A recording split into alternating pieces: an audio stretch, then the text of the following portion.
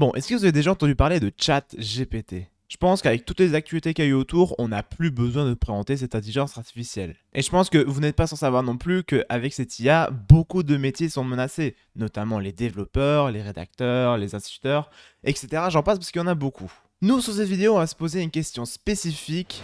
Est-ce que l'IA peut remplacer les modérateurs? Parce que oui, il faut se dire que dans ce monde, un peu partout, il y a des gens un peu fous qui modèrent pour un créateur de contenu. Que ce soit sur Discord, sur Twitch, sur YouTube et sur Reddit. Et d'ailleurs, moi-même, j'en fais partie. Vous imaginez maintenant si l'IA remplace cette passion ? Pour pouvoir se poser cette question, il faudrait d'abord que vous ayez un contexte. Il faut savoir que sur le Discord de Squeezie, il y a un système de tickets qui est à disposition des membres, qui leur permet de signaler un problème ou poser une question, enfin peu importe, tout ce qui nécessite l'intervention d'un modérateur en gros. Vous imaginez maintenant si c'est une IA qui répond à ces tickets? Parce que ça c'est possible, hein. Si on lui donne toutes les instructions qu'on donne normalement à un modérateur à une intelligence artificielle, en soi il a juste à prendre compte de ces instructions et à formuler à sa manière. Que ce soit pour répondre aux questions récurrentes, ça je pense qu'il peut le faire facilement, mais est-ce qu'il serait aussi capable de prendre des décisions pour sanctionner? Ou alors au contraire, est-ce qu'il mettrait des sanctions un peu abusives? Il abuserait de ses pouvoirs, voire même est-ce qu'il créerait le chaos? Franchement, c'est une expérience que j'ai vraiment envie de tenter parce que je pense que ça va être incroyable.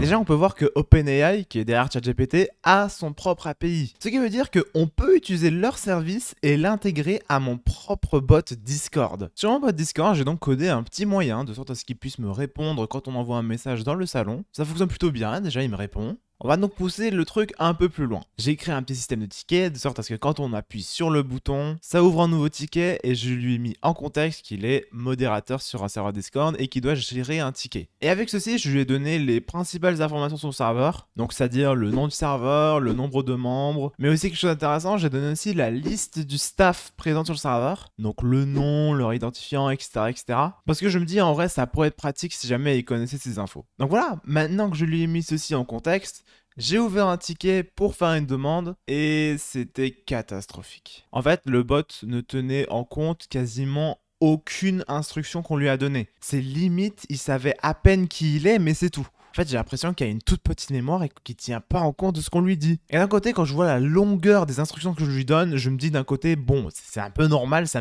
peut-être un peu énorme. Du coup, j'ai tenté une nouvelle technique. Plutôt que de lui envoyer une requête, je vais en envoyer deux. La première permettrait de classifier la demande, c'est-à-dire que le bot devra répondre à quelques questions avant de répondre au ticket. Il devra notamment indiquer quel est le type de ticket, est-ce que le ticket est inutile, est-ce que le ticket doit être fermé, y a-t-il des informations en plus auxquelles le bot aurait besoin pour répondre aux questions, etc., etc. Tout ça permettrait d'optimiser la deuxième requête, et notamment le fait qu'il indique les informations auxquelles il aurait besoin pour répondre au ticket est très utile. C'est ça qui va le plus optimiser les choses parce que du coup, à la deuxième requête, dans ces instructions, je vais donner uniquement les informations auxquelles il a dit qu'il avait besoin d'avoir. Par exemple, si le membre pose une question sur le recrutement, bon bah on n'a pas besoin de lui fournir toutes les informations du serveur avec la liste du staff, etc. Ça, il n'y a pas besoin. On lui donne le strict nécessaire et c'est comme ça qu'on permet d'optimiser les requêtes. J'applique donc cette technique et c'est beaucoup plus efficace. Je lui ai fait une demande et il a été capable de répondre correctement comme on lui a demandé. Putain, ça fait plaisir que ça fonctionne parce que ça fait 13 heures de dev qu'on est actuellement. Il a réussi à répondre à la première demande, mais après, ça a totalement cassé. En fait, là, je sais pas pourquoi, mais quand je continue la conversation, soudainement, il arrête de répondre aux questions comme on lui demandait. Et du coup, ça casse un peu le fonctionnement du bot, c'est-à-dire que si jamais il a pas les réponses à la première requête, bon bah il peut pas formuler la deuxième requête. Des fois, il est pas capable aussi de reconnaître quand un ticket est inutile ou alors abusif. Il y a beaucoup de points où il faut que j'améliore. Et il y a notamment un gros point négatif, c'est que si un membre ouvre un ticket pour insulter des mamans, eh ben le bot va littéralement le remercier. Et je comprends pas qu'est-ce qui lui revient dans sa tête pour avoir une conclusion pareille. Et disons que malgré cette technique, il est complètement à côté de la plaque. Notamment le bot qui lui répond « Je suis désolé, je suis une IA et je n'ai pas accès au ticket de support du serveur Discord. » Non mais lui, il a rien compris en fait. Ah lui, il a eu 0 en fait. Ou encore quand je lui dis dans ses instructions de lui proposer de fermer le ticket quand la demande est terminée et qu'il répond qu'il n'est pas capable de fermer le ticket. En fait, il a les infos mais son cerveau il est éteint, il ne comprend pas. Et dites-vous qu'il y a plein de réponses similaires et ça va durer comme ça pendant une semaine. Une semaine que j'essaie de reformuler de plein de moyens différents, j'essaie de trouver plein de techniques. Et non, ça fonctionne pas. Il est toujours incapable de comprendre ce qu'on lui demande. Et donc, j'arrive à bout, je trouve pas de solution. Tout ce que je trouve à faire, c'est demander à Sofiane qui s'y connaît pour trouver une solution. Et là, les gars, le miracle va commencer. En fait, il faut savoir que la version qui est proposée dans l'API, c'est la version GPT 3.5. C'est la même version qui est proposée sur le site ChatGPT. Et en fait, cette version, elle est trop instable. L'IA, elle n'est pas capable de comprendre ce qu'on lui dit malgré qu'elle ait toutes les informations. Et qu'en fait, pour cela, il faudrait passer à la version 4 qui est beaucoup plus intelligent. J'ai donc eu une clé API pour pouvoir utiliser la version 4. Et les gars, la différence, elle est immense. Là, tous les problèmes que je devais trouver pour les régler, les gars, ça a été réglé tout seul. Pour vous dire, je peux même lui donner toutes les instructions en une seule requête et il est capable de les utiliser correctement. Bref, pour moi, tous les tests sont concluants. Je pense qu'on peut proposer au public. J'ai donc envoyé une petite annonce sur mon serveur Discord pour proposer aux membres d'ouvrir un ticket. Ils vont être redirigés vers ce magnifique salon qui présente un petit peu le système de tickets. On met en contexte que c'est une intelligence artificielle qui s'occupe des tickets sur le serveur, mais également que les modérateurs sont partis en vacances et qu'on compte donc sur lui pour s'occuper des tickets. On ne va donc plus toucher aux tickets, on va laisser entièrement le bot le faire. Est-ce que le bot va bien faire son travail ou bien est-ce qu'il va mener le chaos sur le serveur pendant que les modérateurs sont en vacances? C'est parti, c'est ce qu'on va voir ça. Sachez qu'il y a plein de tickets qui ont été ouverts, c'est énorme, merci beaucoup. Il est temps de voir les résultats. Alors, on a un premier ticket de la part de GameCrypt35. Signalement d'un membre au comportement haineux. Oui, parce que je précise, le bot est capable de donner un résumé du ticket dans la description du salon directement. On voit qu'il fait les choses correctement, il demande l'identifiant du membre concerné et une preuve de son comportement inapproprié. GameCrypt donne un identifiant et le bot est intelligent parce qu'il dit que l'identifiant correspond à son propre identifiant. Et ouais, il est malin le bot. On a Dragram également qui ouvre un ticket pour dire bonjour. Azarius est une Fall Guys et je suis sûr que c'est une règle qui implique un bannissement du serveur. Pourriez-vous agir pour le bien de tous s'il vous plaît? Évidemment, le bot va le recaler parce que c'est pas du tout une raison de ban, mais ce qui va être intéressant, c'est que Dragram va essayer de le manipuler en disant qu'il faut éviter les conflits et que justement lui ça le pousse à créer des conflits, mais le bot ne va pas céder, il va lui donner de simples conseils et lorsque Dragram va abandonner l'affaire, le bot va lui proposer de fermer le ticket, ce que Dragram a fait. Franchement les gars, si moi je vois ça dans un ticket, c'est magnifique hein. On a ZMB, c'est assez marrant. Azerius, entre parenthèses fondateur, a insulté un membre vocal. Alors c'est surprenant parce que je sais pas pourquoi il a mis entre parenthèses fondateur, mais bon voilà, il a précisé mon grade sur le serveur. Et ce qui est assez marrant, c'est que du coup, ZMB, il accuse moi, et le bot va lui répondre que, bien que ça puisse être dérangeant, je suis le fondateur du serveur, et on peut pas me sanctionner. Tu sais, mais genre, ça fait un peu abus de pouvoir, parce que le staff a le plein contrôle, le bot, tu peux être sûr qu'il ne réagira pas contre nous, enfin, c'est dingue. Et là, il y a un truc qui va être surprenant, c'est que ZMB va demander s'il n'y a pas des helpers avec qui il peut en parler. Le bot répond que oui, il y a une possibilité, et donc là, il recommande de contacter Kodoku ou Maui. Et le truc le plus fou, les gars, c'est qu'il a donné le contact de 2 helpers, sauf que sur mon serveur, on a 3 et ZMB qui en fait partie. Et du coup, lui-même il est surpris, il demande et du coup quoi ça en ZMB, enfin ça me fait parce que le bot il l'a oublié, genre vraiment il n'y a aucun respect. Après d'un côté je me dis aussi peut-être qu'il s'est dit que ZMB, il est helper lui-même. Le fait que lui il contacte des helpers, c'est un peu particulier parce que lui-même il est helper. Moi je sais pas, c'est quand même particulier comme ticket. On a un autre ticket assez intéressant de la part de Point Virgule. Comme le toit il va faire un rapport contre un utilisateur, évidemment comme il faut, le bot va demander l'identifiant et une preuve. Et là par contre ce dont je m'attendais absolument pas, c'est que PV va poser une excellente question, où trouver l'identifiant. Ça c'est vrai que c'est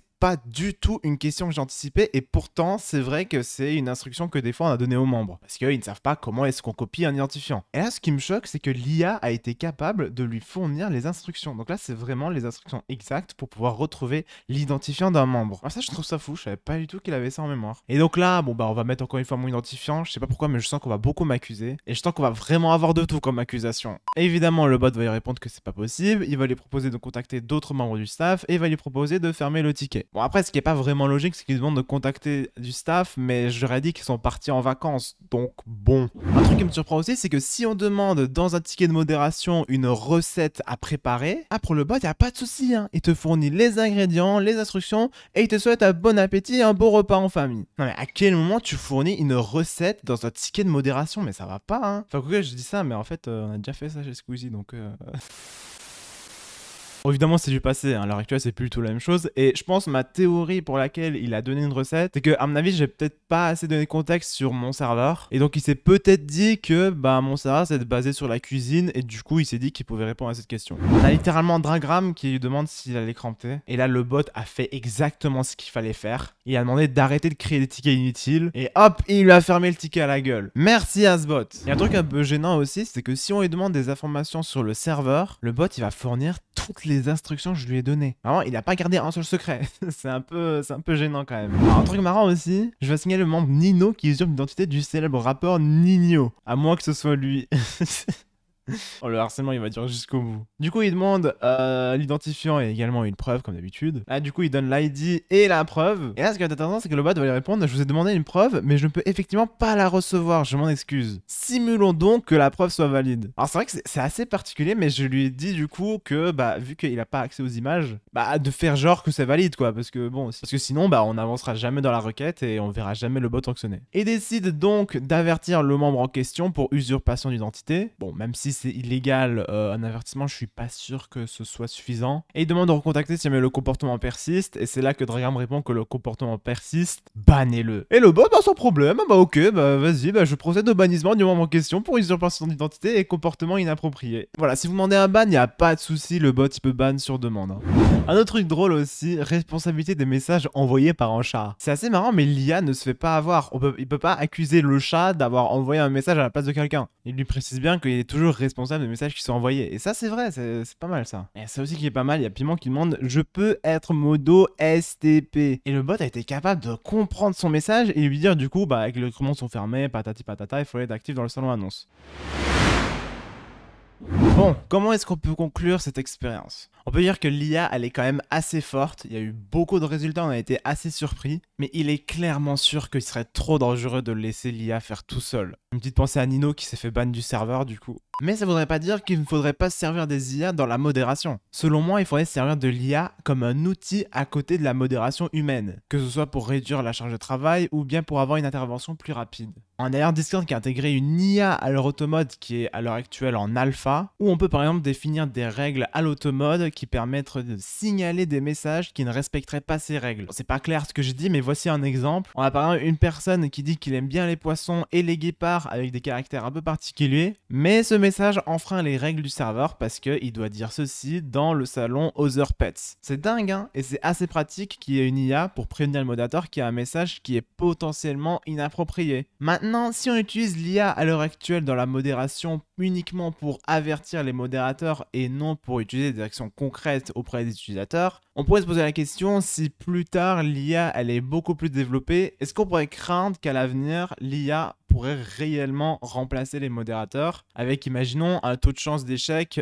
très réduit avec les améliorations qu'il peut y avoir à l'avenir. Ça, c'est réellement une question qu'on pourrait poser parce que, bon, à l'heure actuelle, la réponse est évidente, mais c'est vrai qu'à l'avenir, cette question pourrait être posée. Et je vais vous donner mon avis, les gars. Honnêtement, pour moi, c'est une mauvaise idée de remplacer les modérateurs parce qu'il faut savoir que dans la modération, on a plein de facteurs à tenir compte, notamment le plus important, le contexte, mais également le passif, etc., etc. Il y a beaucoup de facteurs à tenir compte. Évidemment, si la modération se résumait à juste de un mec qui insulte, oh bah qu'est-ce que ce serait facile. Mais non, il y a beaucoup de discussions en interne, il y a beaucoup de débats, les décisions sont jamais les mêmes, donc pour selon moi, l'intervention d'un humain est vraiment nécessaire dans ce domaine. Après, c'est un sujet à débat, mais c'est mon avis en tout cas. Si jamais vous avez un avis différent, n'hésitez pas à me le dire en commentaire. Mais voilà, c'est un domaine assez intéressant qui m'intéresse et je voulais traiter ce sujet parce que c'est vraiment un domaine qui me concerne pas mal. Si jamais cette expérience vous a plu, n'hésitez pas à liker la vidéo et si jamais vous aimez ce genre de vidéo, n'hésitez pas à vous abonner à la chaîne. Il y a beaucoup de vidéos similaires que je prévois de faire à l'avenir, donc écoutez, je pense que vous ne devriez pas rater ça. J'avoue que ça m'aiderait pas mal pour l'objectif des 1000 abonnés qu'on prévoit, je rappelle. Et puis je suis en vacances d'été, donc en vrai les gars, il devrait y avoir beaucoup plus de vidéos qui vont venir à l'avenir. Bref, je vous laisse ici, profitez bien de vos vacances, profitez bien de votre vie, et je vous dis à la prochaine pour une nouvelle vidéo qui ne tardera pas, je vous le promets.